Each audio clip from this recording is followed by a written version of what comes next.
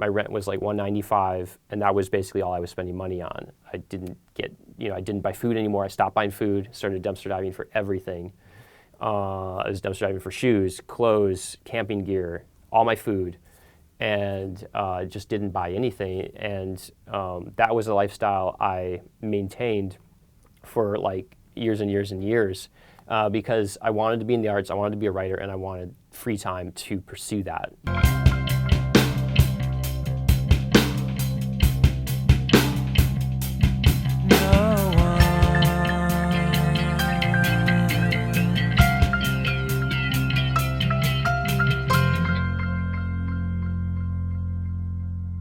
I really, really love this book. I think I really gushed about this a lot. This is a book that really pays off in spades for actually reading the poems straight through in the order that they're in. And before actually we get into the book, I was wondering if you could read one of the poems for us. Yeah. And can we start with Ambition? Ambition. To suffer none of it. Money, work, or obligation. To face the days free of roles, no title, no position. To get by on found food, cast-off clothes, scams and hustles and handouts. To wonder about judgment less than about stealing the time it takes to wonder. To have stolen time and be lost on how best to squander it. The reason why I think I want to start with Ambition is because I feel like that really, like having that in the beginning helped me understood the way in which this world is built. I feel that especially the speaker and how this other main character, North, how they actually came together to build this world, really had to do with sort of like and it's like ironic to actually call it Ambition, Totally. Yeah. They have a shared worldview that's like really hyper-specific. They want to get everything for free from the trash. They don't want to work. Especially the speaker is obsessed with not giving up his time. He wants to keep his time to himself. He sort of sees that as his ambition in a sense. And he sees that as like ultimate freedom. To not give away his time to any other pursuit or something that he doesn't want to do, right? So he doesn't want a job, doesn't want responsibilities. And as the book unfolds, we see sort of in some ways the sort of jubilee of that lifestyle, the abundance of that lifestyle, the moments of excitement and pleasure. We also see the cost and the sort of, in some ways, a very major cost of the choices that he's making. I really love the title. Do you want to tell us like where that came from? Absolutely, yeah. So disease of Canes is the nickname for the disease gout. And of course, gout usually strikes at the foot and strikes at the big toe is kind of the typical place to feel the pain. It's nicknamed the disease of Canes because Canes used to get it from their overindulgent lifestyle of eating rich meats and drinking a lot of wine, a lot of butters, a lot of rich foods. And basically, it's referring to the narrative situation in the book in which North, the speaker's friend, suffers from gout and has these flare-ups where he's flaring up, and there's some amount of kind of humorous irony in this idea that they're eating all food from the trash, but in fact they're eating so well and so abundantly that North has this disease of Canes caused by this overindulgence. And that's really true of dumpster diving. I mean, you're not eating scraps of pizza. You're eating like salmon. You're eating caviar. You're getting crates of olive oil. You're getting shipments of organic butter. You're getting the best chocolate in the world. I mean, during my years of dumpster diving, I ate a diet that was like unfathomable. It would have been way too expensive for me to ever pay for because the food was of such high quality.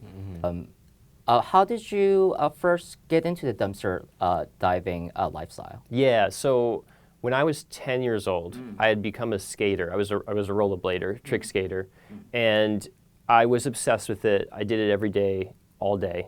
Every moment I wasn't at school, I was skating.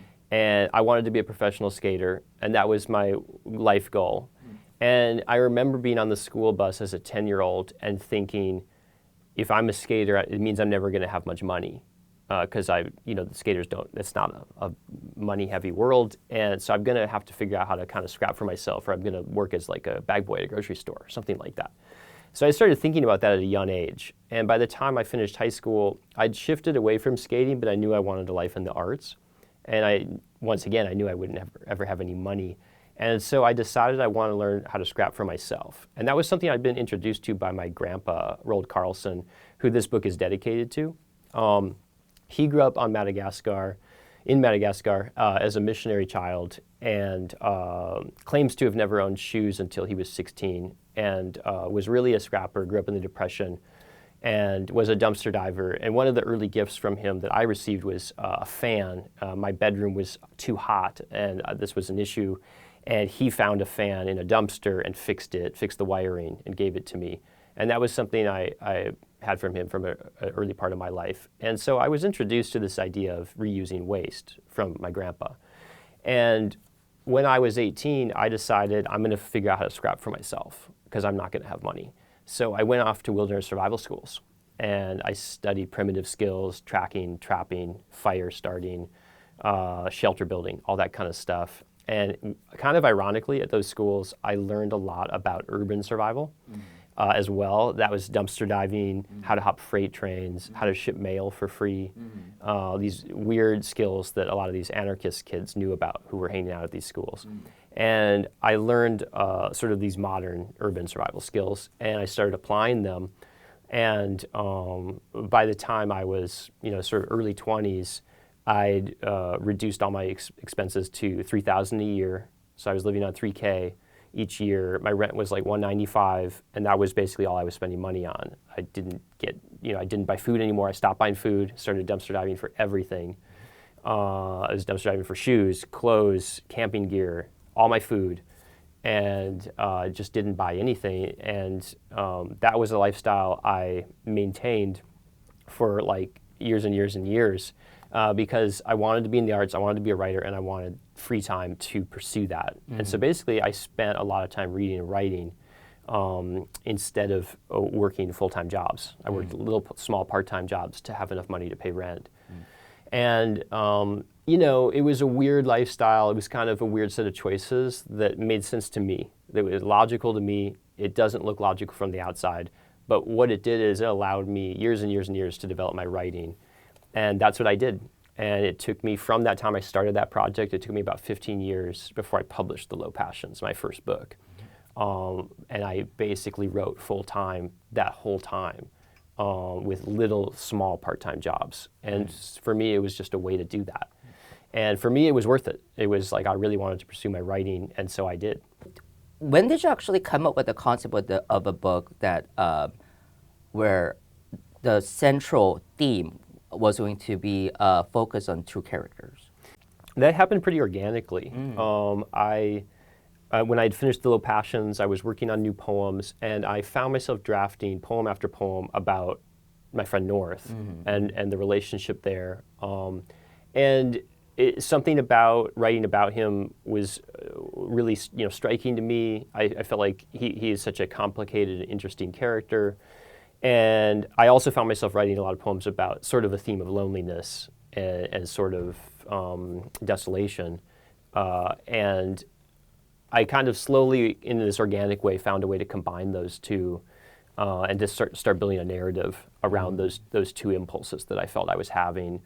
And I was really drawn to the differences between the two characters. The speaker, who's sort of based on me, but it's fictionalized, he has supportive parents. They can loan him money if he gets into trouble, and sort of has this safety net, and is from that place is choosing this lifestyle that's sort of kind of off the grid, sort of moneyless, workless, but he sort of has a lot of agency in that choice, and that agency gives him a lot of shame. He kind of feels these moments of his lifestyle being sort of artificial, in that he does need these handouts from his folks and stuff like that. And meanwhile, North is sort of doing the same lifestyle with him. They're sort of joined up. But North is in fact responsible to an alcoholic father, is giving his father money, and is sort of facing responsibility in life in a different way. And it's less of a choice for him. to sort of do this like cheap lifestyle. And that's one of the central tensions for the two of them. Both of them are very complicated. I do think that there's like a really nice way like the tension actually builds up. But what's tragic for me, of course, is like they're outside forces. It's like the purity of the world, like how it gets lost, right? Yes. Yeah. Yes, they're both facing like this pressure from the outside in different ways, each of them in different ways. And there is this almost like a fantasy that they're living that has a puritanical element, this sort of drive to live a very specific way, regardless of the consequences. And there is sort of like this purity to that. There's sort of a vision, right, a personal vision. And part of the conflict of the whole book is they're trying to do that while facing outside pressures that are kind of inevitable, cultural pressures, family pressures.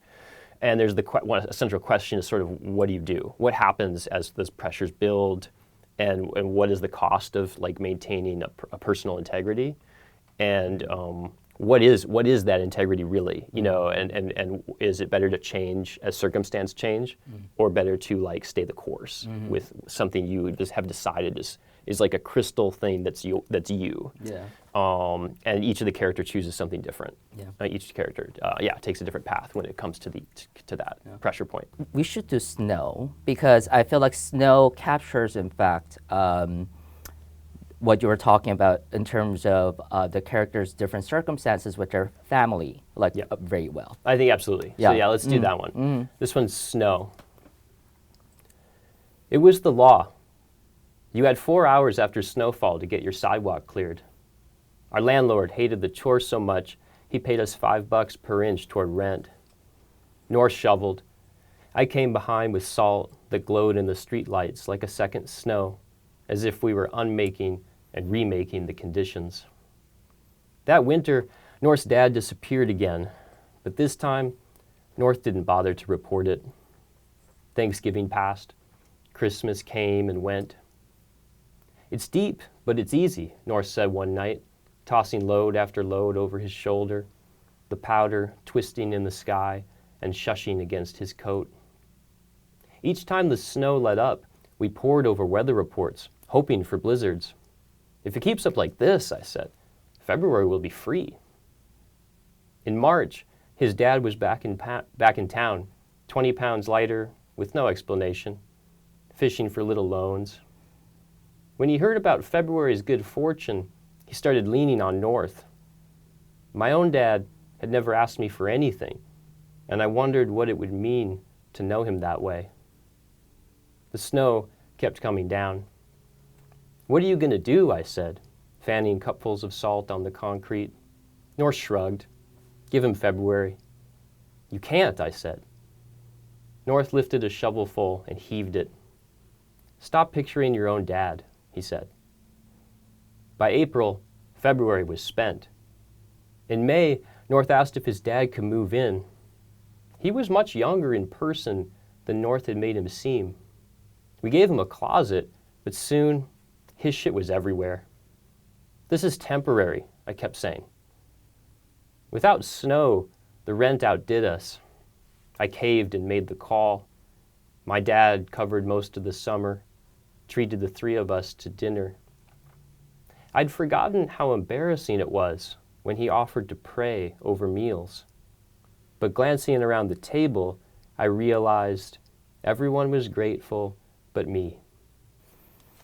Love that. Yeah, I mean, because it really does, in like such like a, also like a dreamlike manner, and I think it's like the way that you also use February. Like February just seems like a character at this point, and like really juxtaposed with the name North, right? There's like a direction. What could be a direction? What could be a month? I mean, so like there's something about like time and direction kind of interacting. Like all of that just so like that already gave it kind of like a heightened quality. But of course, there's that like just a breath-stopping line where like I wonder what it would mean to know it that way. Yeah, exactly. Yeah. Obviously, I'm messing it up. It's okay. But like it really is. It's because like each character has his own complicated relationship with parents, like every one of us, right? So it's almost like even though you know that that's like a burden, but you also envy that kind of connection. right? The speaker is like thinking about that when he's like looking at Norton and his father, who undoubtedly is going through a lot of stuff, but it's also like, okay, but there's like a special connection there. Yeah, there's this intimacy through vulnerability, Right. and through need, Right. and the speaker has these supportive parents, but they don't need him in that kind of way, Right. and there is something there, right? That's this interesting yearning, maybe, to like, what if I could know them in that vulnerable way, where they need something from me, but also, of course, that comes at its own cost. It's like I want to focus on that section where North actually takes a job. Yes, Yes, yes. North leaves for the summer to fish in Alaska, and the speaker, both out of loneliness and to make some money on the side, sort of opens up North's bedroom as an Airbnb, bed and breakfast, where he's having guests stay in the room and he's feeding them breakfast. But in fact, he's actually cooking them meals that are from dumpstered food. And of course, not telling them that, right? Because this is something you wouldn't want to have as a guest. So there's this comedy built in to that section. There's this sort of ridiculously of this bed and breakfast scenario. And during that section, you get a series of a few monologues, dramatic monologues from these guests. And that is this kind of like a bit of a comic relief in a certain way. And it's you can feel the speaker, finding connection where he can get it with North being gone. He's sort of filling that void with these guests, even though it's temporary and it's short-lived, and even in a role of serving the guests. But he's sort of taken that on. Yeah. And it starts with the poem Lou, which is a dramatic monologue and it's one of the house guests during this time. Would you mind reciting that? Yeah, I'll recite Lou. And basically with Lou, he's one of the guests come to the bed and breakfast, and he's in town to bet on horse races. That's his situation. Lou, you don't start at zero. You start way below zero. You got your gas money, admission. You grab a dog and a beer and hit the ATM, which takes a not-so-small feat. By the time you set eyes on horses, you're down to 30, 40 bucks, and you haven't even placed a bet. I started coming when my wife died. She wouldn't marry a gambler, so after her funeral was my first chance in 47 years. Oh, I don't bet a lot of money. If you don't bet a lot, you can't make a lot, but you can stay in it. Some guys, they hit the pick 3 and the superfecta. Those guys are gods. Not me. I just work the chalk and try to stay out of the red. To tide me over, my wife used to let me bet chocolate chips. We'd watch the races on TV and place our bets in bowls. She'd tease me for playing it safe. Loosen up, she'd say. Then she'd put it all on Here Is Happy to win. She loved that horse. She'd lose, of course, and go make cookies with her losses while I worked the chalk. After 47 years of that, it's hard to remember I'm betting real money, losing real money. When I win, I remember. I can tell you that much. I'll never be a god, but I'm still here. The only god I ever met in person was my wife. No bullshit. She hit the superfecta one time. Filled her bowl on 4 horses and named the order, the exact order, 1, 2, 3, 4. And she won. After we stopped shouting and cussing and jumping up and down, we did a little 2-step right there on the living room rug. And at the end, I even dipped her. She had red hair for miles. It was beautiful. Love that. And one of the things that I love about your dramatic monologues, of course, those were also in your previous book as well. But here, of course, there are very specific characters in this section, and we know exactly who they are, right? And in terms of what capacity they're appearing in. There's actually kind of a mirror image thing happening between the Low Passions and Disease of Canes that I sort of did as a fun sort of treasure hunt, kind of for myself. But in the Low Passions, there's a series of dramatic monologues from the hosts who are hosting the speaker while he's traveling around the country. So he's the guest and the hosts are talking to him. And in the Disease of Canes, the dynamic is reversed. He is the host and the guests are speaking to him. That's really fun, actually. I love the fact that you built that in. So I'm kind of interested in hospitality between strangers, and this idea of brief encounters. And that comes from all my time of travel. I did a lot of hitchhiking, a lot of backpacking around, freight hopping. And especially with hitchhiking and with moments where strangers would let me stay in their houses, there's this sense of you're just knowing them right now for a few hours. And it's like a confessional booth. People tend to want to like open up and share. And I think there's this sense of I can share anything with this stranger because they're going to leave, and I'm never going to be accountable to what I told them. They're not someone in my world. And you hear a lot. You hear a lot of stories from people in that context. And I've always been curious about that as this kind of catharsis for people, this chance to sort of share burdens with a stranger. And it's a sort of a gift the stranger is often offering this other stranger. Most writers, actually, they've been writing for a while before they know to label themselves as writers. You know what I mean? So like, it's kind of weird for me to even ask, like, hey, like, when did you become a writer? But like, who would you say would be like your biggest influences in terms of poets? Yeah. I was interested in writing when I was a little younger, but one thing that was always in my mind is I have dyslexia, and when I was young, it took me a long time to learn how to read and write. And I was like afraid of text on paper, basically. I had to work with a special teacher, and I was a little embarrassed about the whole thing because my friends could read, and I couldn't. And I started learning how to memorize language. So my parents would read to me, and I would memorize what they were saying aloud, and then I would say, I can read, and then I would recite the page back to them. And that was how I learned how to recite, was because when I was young, I couldn't read. And so I had to learn it all orally. And that left me with kind of like a certain type of mental scar where I was like kind of afraid and intimidated of books, but I trusted my ears. And that carried with me for a long time. So I never thought I'd be involved with books because I still read slowly. I still don't read. I don't read fast. And so I didn't know that I would ever have skills in that realm because I had this background of like difficulty. But then when I got to college, I worked with a poet named Mary Cornish, a wonderful poet. Her book is Red Studio, and she really opened it up for me in a way that I can't overemphasize how important it was to me, that she gave me this sort of permission. And a big part of the permission that she gave was to me, but to all her students, was whatever you're bringing to the table, that's going to be what's going to work for you. Like, don't adjust. Don't conform to what styles of poetry already exist. Don't adjust to what's hot right now. Be yourself, and you have something to offer. And she really made that come alive for me, and I realized that, like, oh, maybe I have something to offer just on my own terms instead of having to conform. And that was how I got going with writing. And once I felt that way inside, thanks to Mary, I was able to kind of blossom. So one of the best advice I've ever gotten in terms of writing was like, don't follow trends. And that really kind of allows, I think, a writer to bring everything that's unique to the table. And that's eventually what's interesting about somebody's writing.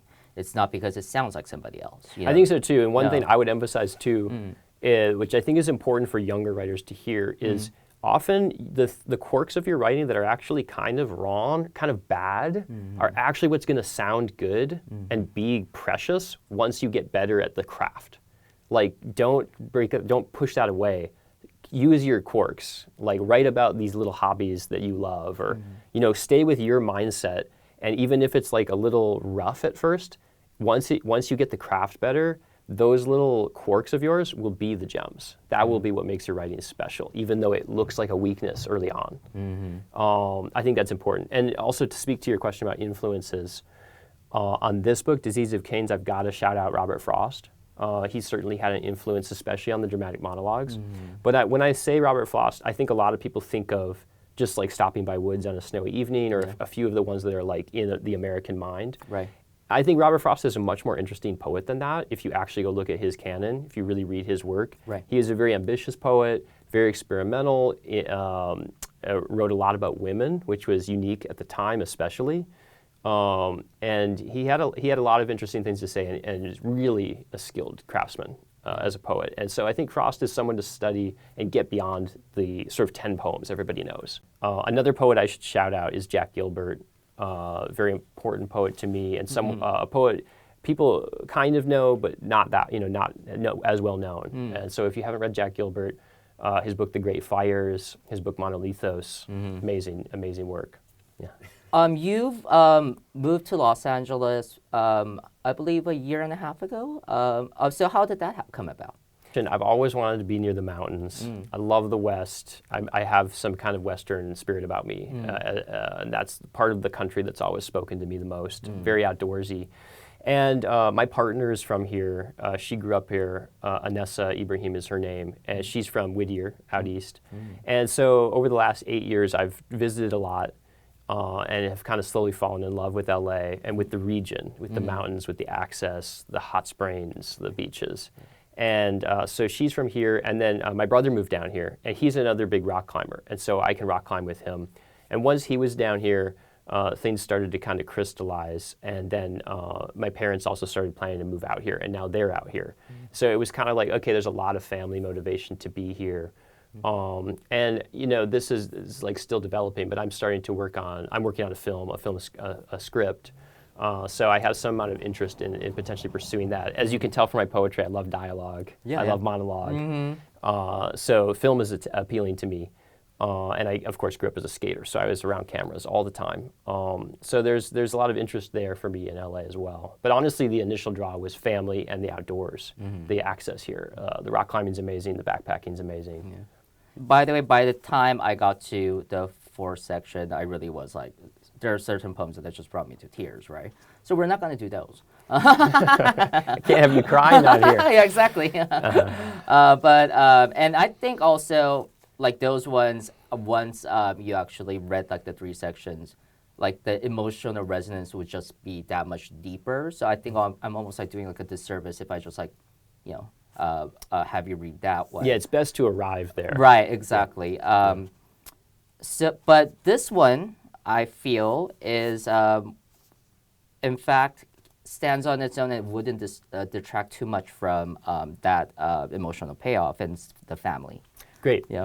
I'll read the family for you. Yeah. And this draws on numerous experiences of mine from those years in my 20s. And something I would do during that time is sort of hang out, lurk on the edges of like a grocery store, cafe, or a diner, and watch for people getting up and leaving meals behind, because people eat half a meal or whatever, and then I would rush over and eat the rest of the meal. And so this is kind of drawing on that type of scenario. This one's called The Family. In perfect synchrony with the family, rising from the booth and laughing their way toward the door, I ditch my coffee on the counter and slide in where they've been. I wolf the father's Reuben and move to the daughter's grilled cheese. I make quick work of melted milkshakes, no looking up to see if I'm seen. And although I'm counting each second it takes to pound the leftover plates, at the end of it, I wipe my lips with a cloth napkin and linger, letting myself imagine a wife and kids gone on a trip to the bathroom, hot water running as she scrubs Mrs. Butterworth's from their fingers, fixes their hair. The waitress comes for dishes, too involved in her own life to notice I don't have the right clothes, the right face. Yes, I say, we're finished.